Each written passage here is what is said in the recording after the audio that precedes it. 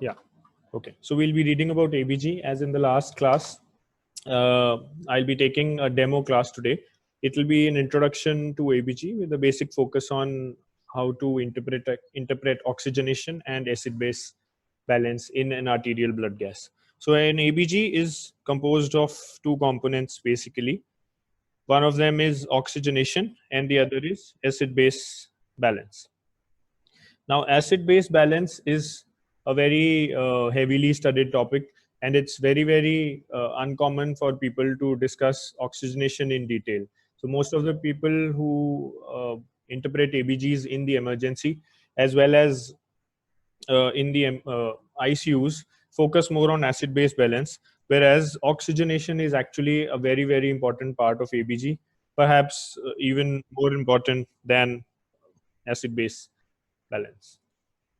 Okay, so let's look at oxygenation now. So in ABG, when you look at an ABG, in the part of oxidation, you look at something called PO2, which is partial pressure of oxygen, right?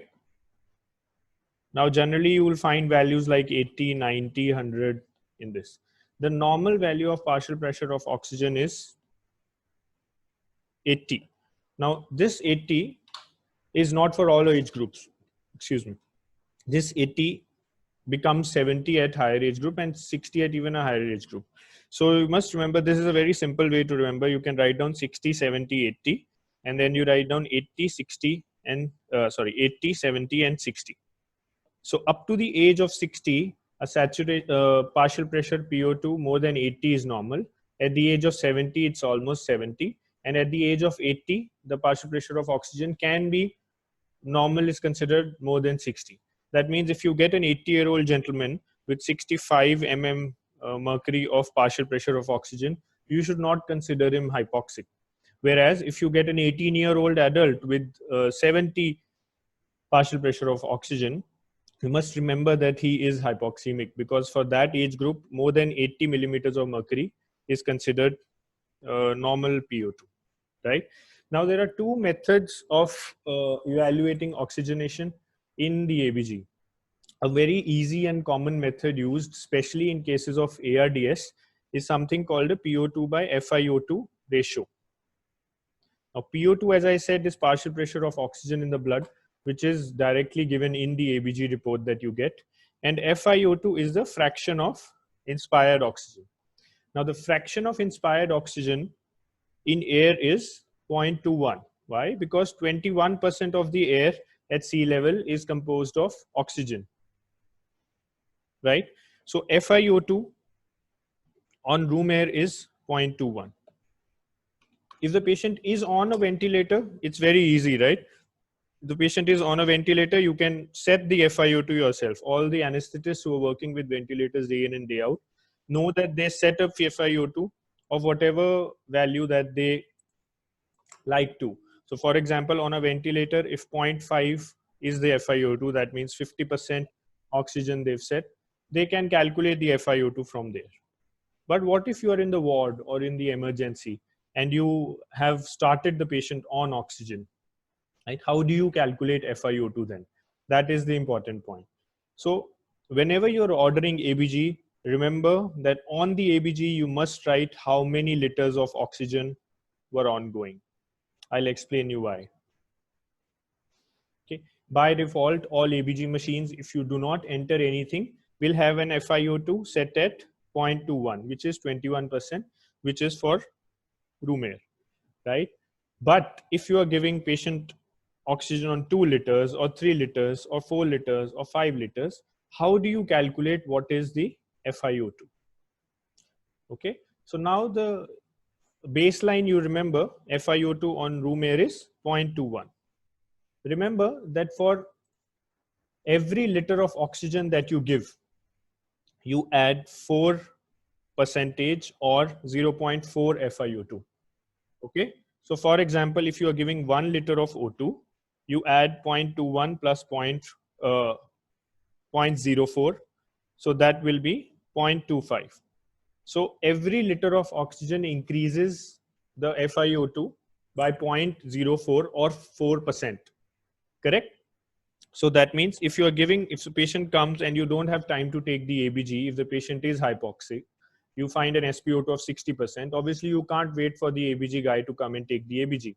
So you start the patient on oxygen and now you're taking the ABG. But to interpret the ABG completely, you need to know how much FiO2 is going on. So for example, the patient was started on 4 liter of O2. So now you know that for every liter you have to add 4. So 4 fours are 16 and you add this to 21, which is 37. So the FiO2 comes to be 0.37. So this is what you will use in your formula. Right. Now let's come back to the formula. So PO2 by FiO2. Now, for example, the patient comes to you and you started oxygen. You started oxygen on 4 liters for that matter. Let's make it 5 liters. So your FiO2 will be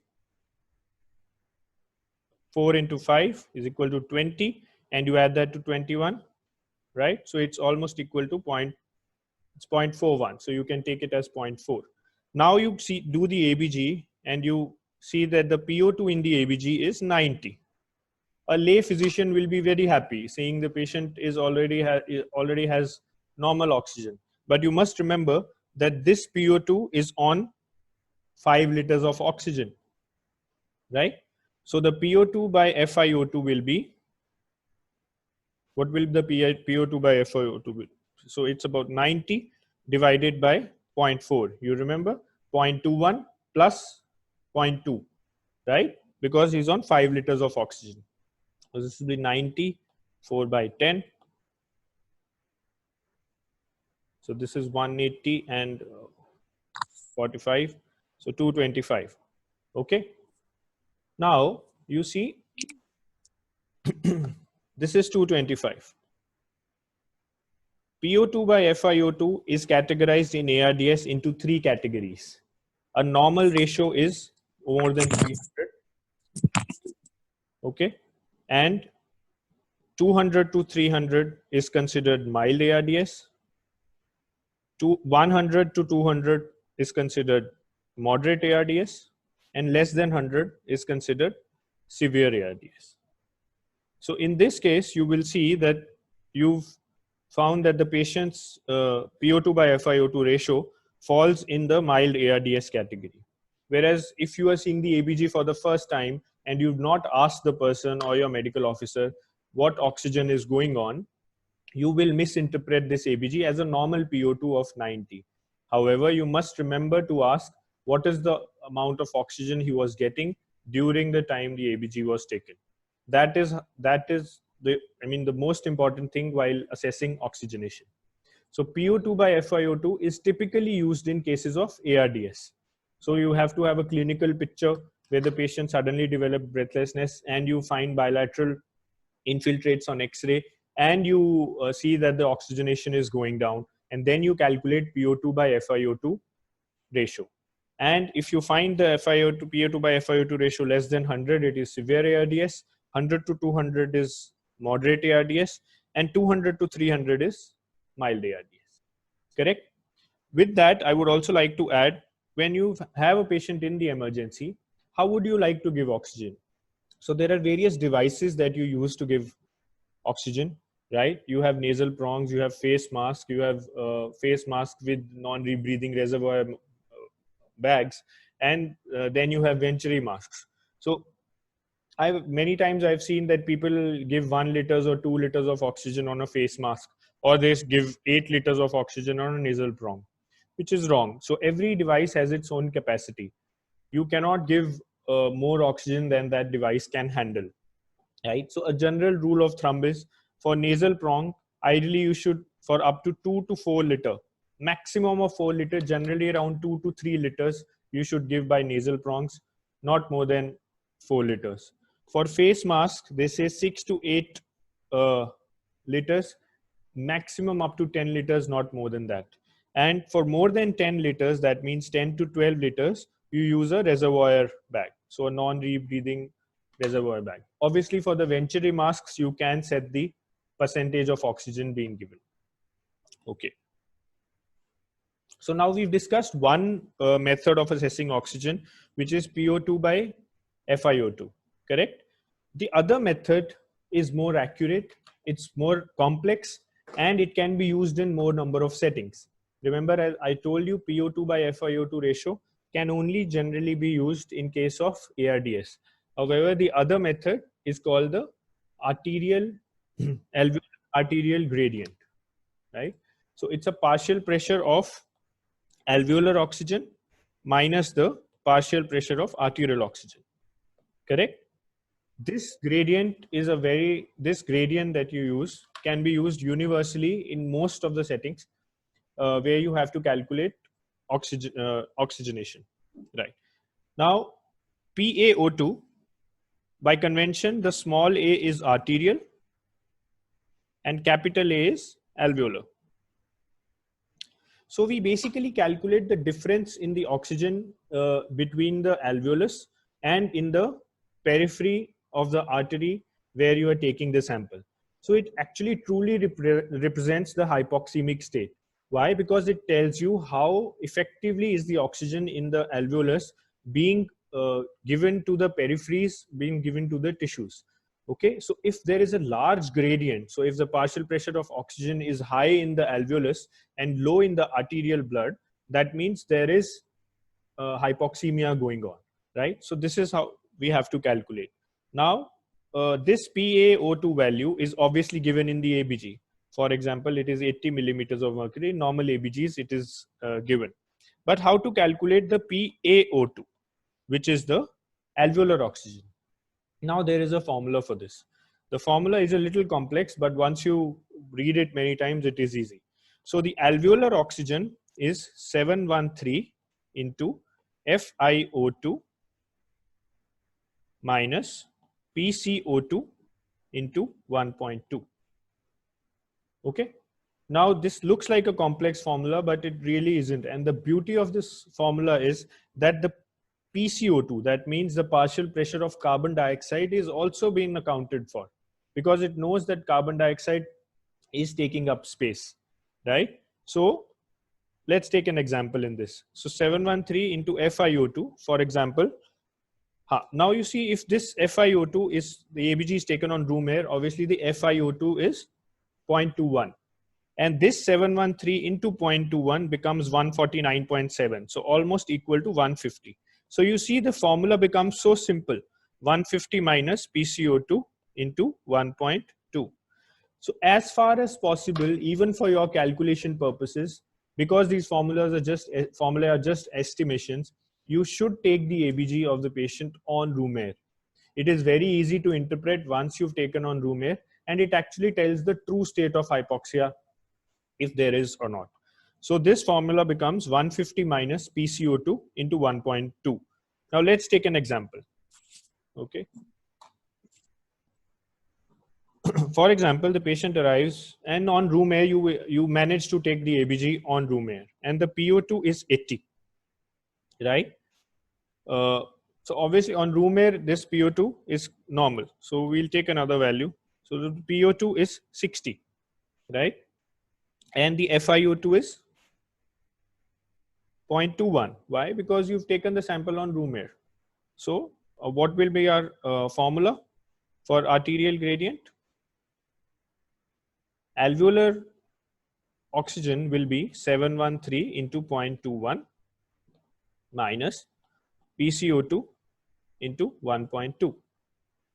Correct? For example, in this ABG, the PCO2 was 40. So your alveolar oxygen will be 713 into 0.21, I told you, is almost equal to 150 minus PCO2 is 40 into 1.2 will be 150 minus 148 is equal to 102. Correct? Okay. Now remember, this is only, we've just got the alveolar oxygen. We need to find out the gradient. The gradient is alveolar oxygen minus the partial pressure of oxygen in the blood. Right? So our value will be now 102 minus, this is what we have, 60 is equal to 42. This is our gradient value. Okay. Now what is the significance? The significance is that the normal value of this gradient is 5 to 25. So if you have a value of gradient more than 25, that means the patient has hypoxia. And the more the value, the more the severe the hypoxia is. So you can calculate these values on day-to-day basis, take ABG every day or maybe twice a day, and you can see how the oxygenation improves. For all practical purposes, if you get a value more than 20, you start thinking of hypoxia in your patient, right? Now let's see, we'll calculate, now let's take an example with oxygen going on. So the patient has come to you and you did not have time to take the ABG because it was severely hypoxic, and then you started the patient on 5 liters of oxygen, and now you've taken the ABG. So you've started the patient on oxygen, you've taken an ABG, and now you get the value of 80 PO2, correct? And FiO2, because you've started the patient on 5 liters of oxygen, remember for every liter you add 4, right? So you get 20 from this and you add it to 21, which is equal to 0.41. Let's take it as 0.4 for calculation purposes. So your FiO2 is 0.4. For example, your CO2 in this case is 50. Let's use both the formulas. We can use both the formula to calculate what is the state of hypoxemia in this patient. So the first formula that we studied was PO2 by FiO2. It's an easy formula. So PO2 is 80 and FiO2 is 0.4. So 80 by 4 into 10. This is 200. So this falls at the threshold of mild and moderate ARDS, right? So this formula says that the patient does have hypoxia, correct? Let's use the other formula now. So we other formula says you have to calculate the alveolar arterial gradient, right?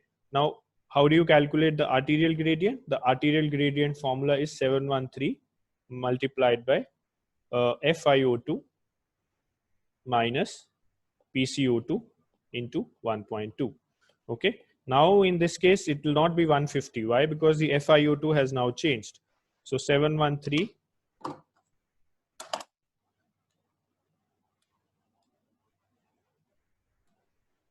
into 0.4 is 285 minus our PCO2 is 50 into 1.2 will be 60, and 285 minus 60 will be 225. Okay. Now you see our alveolar gradient is 285. No, sorry, the alveolar oxygen is 225. Now we have to calculate the gradient. So 225 minus, I said it's 80, 165. So you see this is the, 145. So this is the alveolar arterial gradient that we've got. So both the formulae prove that the patient has hypoxia, and quite a severe one by seeing from this formula for that matter. So this is how you calculate oxygenation in an ABG, and these are the two formulae that you use. Sometimes you'll see that the PO2 by FiO2 formula will fail. In such case, you will have to use this alveolar arterial gradient formula, and you will see that many a time you will get that the alveolar arterial gradient formula proves more successful and more helpful to you. Okay, now since we have time, around 20 more minutes, we'll get on to acid-base balance. Now acid-base balance, you have to look at 4 values, right? The first value you look at is of 4 values in ABG are the most important values that you see. First value you see is PO2. Now this patient, I mean, which comes to you, if you start looking at acid-base balance without looking at the oxygenation of the patient, you might lose the patient. Why? Because you've given 10 liters of oxygen and the PO2 is still 70. The patient is falling into the category of severe ARDS, and you've started correcting patient's respiratory acidosis. Patient might need intubation because the patient has severe hypoxemia. So the first thing you always look at in ABG is hypoxemia, hypoxemia, hypoxemia. Without looking at the oxygenation status, please do not move on to the acid-base status. Okay, so let's look at the 3 values that we require for acid-base balance, which is pH. Now the normal pH is 7.35 to 7.45 in arterial blood. The other value we look at is PCO2, which is partial pressure of carbon dioxide, right? And this normal value is 35 to 45. For calculation purposes, the normal value of pH is taken as 7.4. The normal value of PCO2 is taken as 40 as baseline. And the third value that we have to look at is bicarbonate, right? Normal is 22 to 28. And you have to look at, 22 to 26. And you have to look at the normal value for calculation purposes is 24. So these are the three basic values that you need to see while looking at the acid-base status in case of arterial blood gas. Okay. Now, a very simple, I think I'm sure you're all familiar with it, but just remember this simple equation. Okay. So you know that carbon dioxide is an acidic gas. So if the carbon dioxide increases in the body, it's inversely proportional to pH. Okay. So if the PCO2 increases, the acidemia increases and hence the pH will decrease, correct? And bicarbonate is alkaline in nature. So if bicarbonate increases, the alkalinity increases and hence the pH will increase. So you have to look at two organs when you're looking at acid-base balance. Now these two organs are lung and the kidney.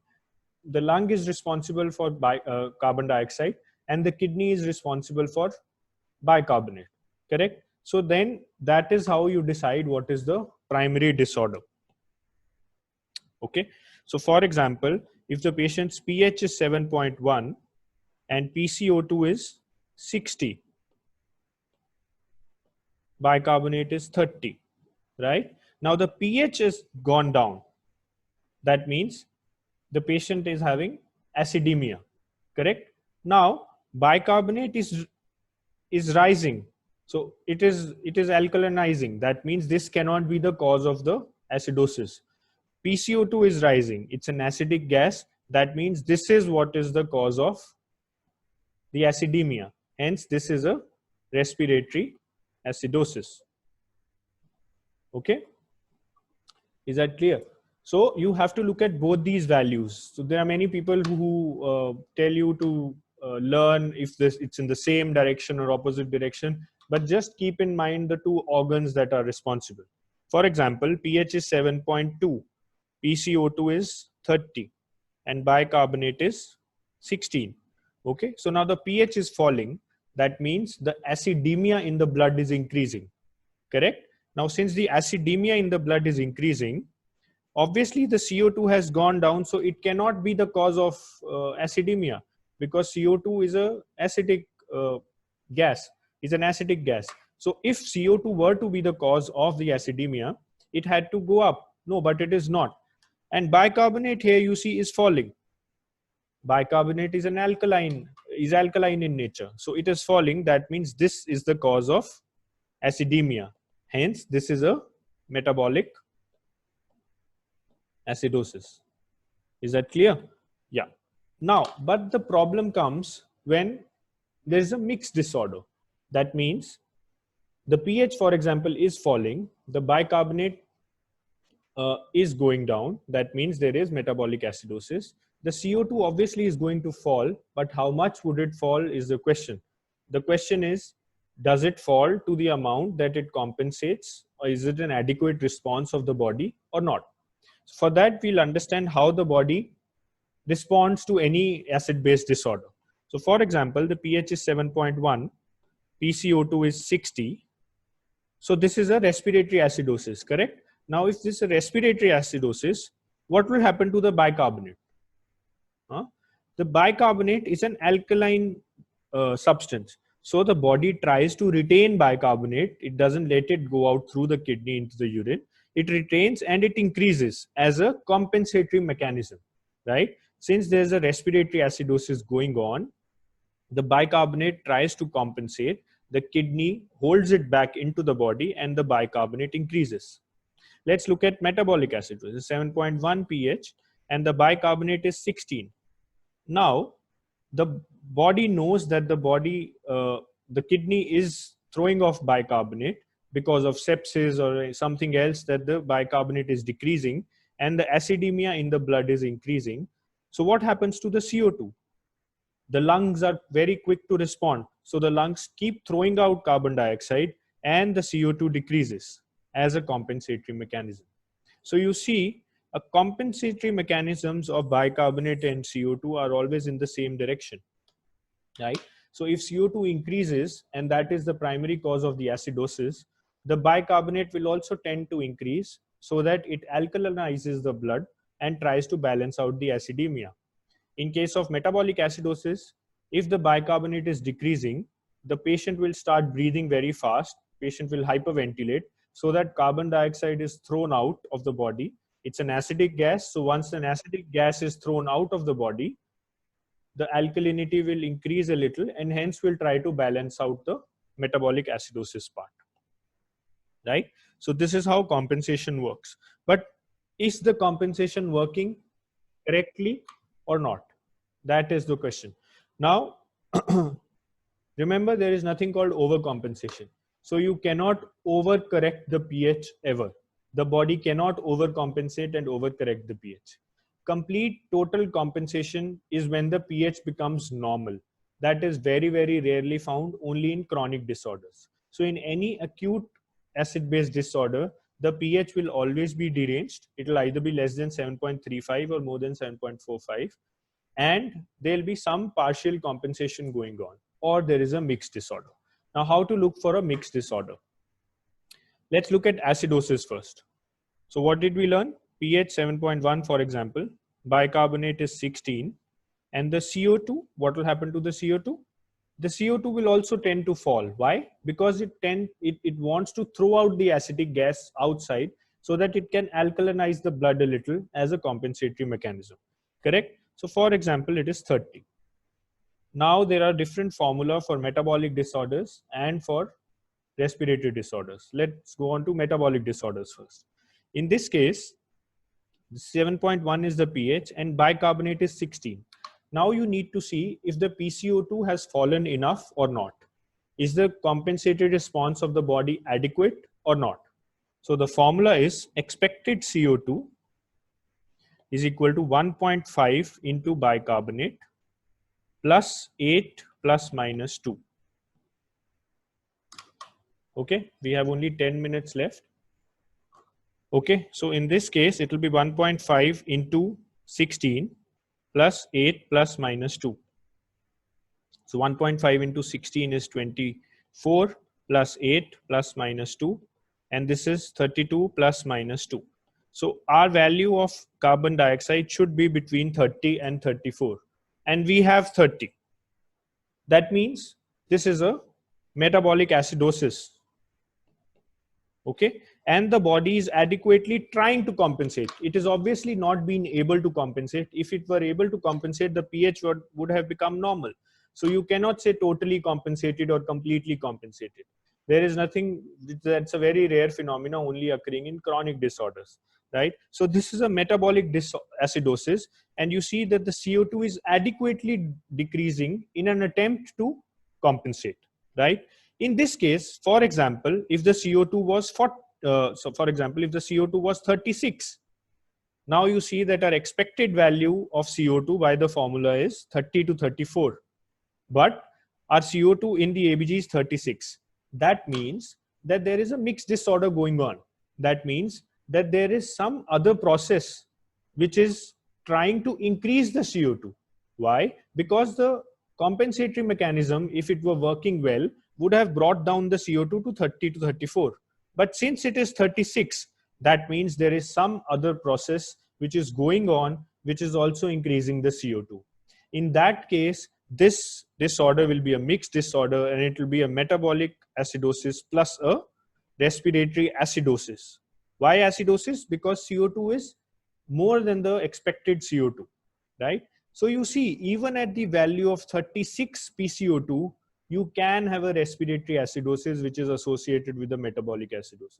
So once you look at the ABG, do not get fooled by the CO2 value, because the CO2 value you will see in this ABG is 36. You will think that it's a normal CO2 value, but actually the patient has respiratory acidosis also, because it is not fulfilling the compensatory criteria.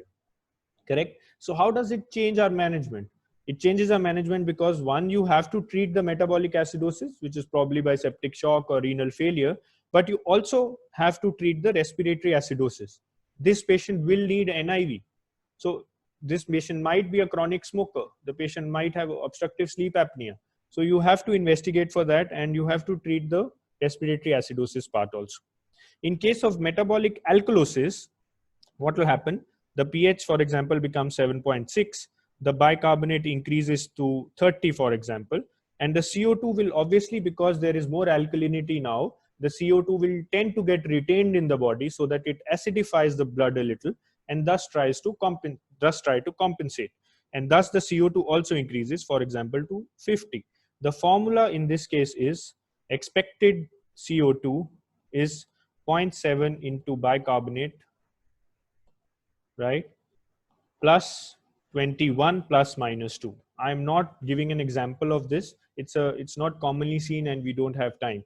So you can note down this formula and you can use it to calculate in various ABGs. Let's move on to respiratory disorders. Now, respiratory disorders can be either acute or chronic, right? Why? Why are metabolic disorders not acute or chronic? That is because the lung is very quick to respond. So if you have a kidney dysfunction and the pH decreases, acidemia increases, your lung quickly responds and you start hyperventilating. However, if you have a respiratory disorder, the kidney takes time to respond. So if it does not get time to respond, it becomes an acute respiratory disorder. But if it gets time and the respiratory disorder has been going on for many days or weeks, it becomes a chronic respiratory disorder, for example, in case of COPD. And then the pH tends to come to the normal range. So let's take an example of this. So you have to remember this cartwheel if you want to remember the formula for respiratory disorders. If you note down this cartwheel, it will become very simple.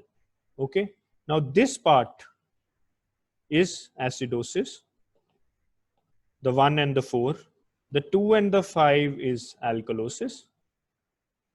Okay. And the 10 in the middle is CO2. I'll explain how to use this. Okay. The 1 and the 4 is acidosis. The 1 being acute acidosis. The 4 being chronic acidosis. The 2 being acute alkalosis, respiratory alkalosis. And 5 being chronic respiratory alkalosis. Okay. I'll make this on the side to remember. Now, in case of respiratory disorders, what happens? For example, the patient has respiratory acidosis. So the pH is falling, 7.1. CO2 is increasing. Suppose it is 60 now. And the bicarbonate, what will happen to the bicarbonate? The bicarbonate also tends to increase. Why? Because there is acidemia. Now the bicarbonate tries to get retained so that it gives off some alkalinity to the blood and thus try to compensate, right? So in an acute respiratory acidosis, for every 10 increase in CO2, the bicarbonate will rise by 1. This is what the 1 is for. This is in acute respiratory acidosis. Okay. In a chronic respiratory acidosis, for example, in COPD, for every 10 increase in CO2, the bicarbonate increases by 4. The baseline, obviously, you remember is 24, right?